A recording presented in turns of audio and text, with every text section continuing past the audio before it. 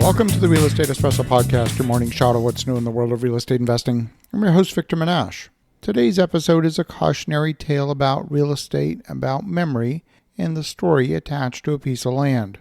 On June 24, 2021, Champlain Towers in Surfside, Florida, collapsed in the middle of the night. 98 people died. It was one of the deadliest structural failures in American history.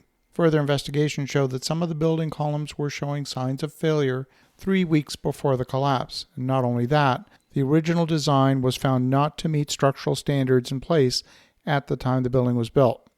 That land was eventually sold through a court-supervised process. DAMAC Properties, a Dubai-based luxury developer, purchased the site for $120 million. Now, from a conventional real estate perspective, you can understand the thesis.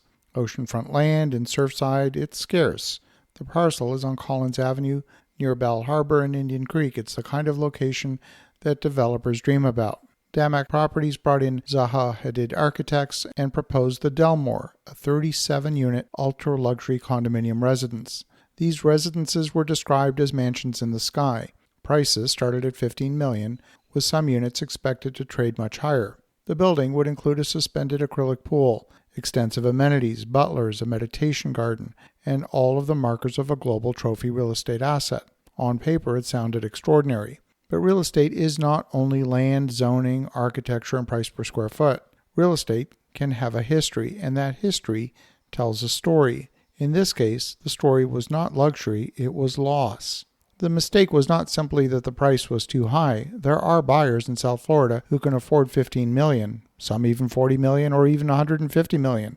The mistake was assuming the story of the future could overwhelm the story of the past, and it couldn't.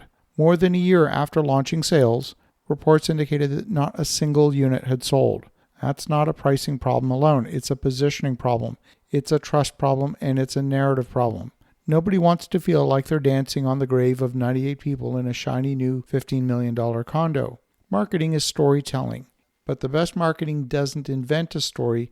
It reveals the story that already exists and then aligns the project with that truth. In Surfside, the backstory was not a footnote. It was central. The community remembered, families remembered, brokers remembered, buyers remembered, and the world remembered.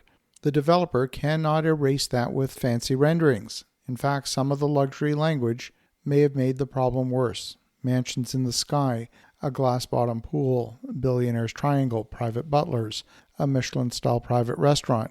These features might work beautifully on a clean site with no tragic association, but on this site, the words landed differently. A meditation garden on land where families are still grieving doesn't automatically create healing. It can sound rather tone-deaf, unless the community believes the developers earn the right to speak in that language. The first mistake was failing to lead with reverence. The second mistake was failing to create alignment with the families in the community before launching the project. And the third mistake is treating the site like a global luxury commodity when it was, in fact, in the eyes of many, sacred ground. And the fourth mistake was launching before the story was ready. Even DAMAC's own executives later acknowledged the soft launch was premature. In luxury real estate, scarcity creates desire. Unresolved controversy creates hesitation. So there's a lesson here for every developer. Before you underwrite the rent and before you model the exit cap rate, before you design the brochure, ask one simple question. What story does this property already tell? Some properties tell a story of renewal. Some tell a story of neglect. Some tell a story of institutional failure. Some tell a story of community pride. And some tell a story of trauma. You cannot afford to ignore that. The right approach in Surfside might have started with humility, not architecture, not pricing, not amenities, but humility. The developer could have asked, what does this site require before it can be reborn? What would honor the 98 lives lost? And what would make families feel seen and heard? What would make a future resident proud to say, I live here, and not feel defensive about it? The land could be buildable and the structure might be amazing. The market could be wealthy. But if the story is wrong, the capital simply will not arrive. And that's the power of narrative in real estate. The backstory is not soft or cosmetic. It can determine absorption, pricing, desirability, financing, political support, and ultimately whether the project's going to work. A trophy asset is only a trophy if people want to be associated with it. As you think about that, have an awesome rest of your day. Go make some great things happen. We'll talk to you again tomorrow.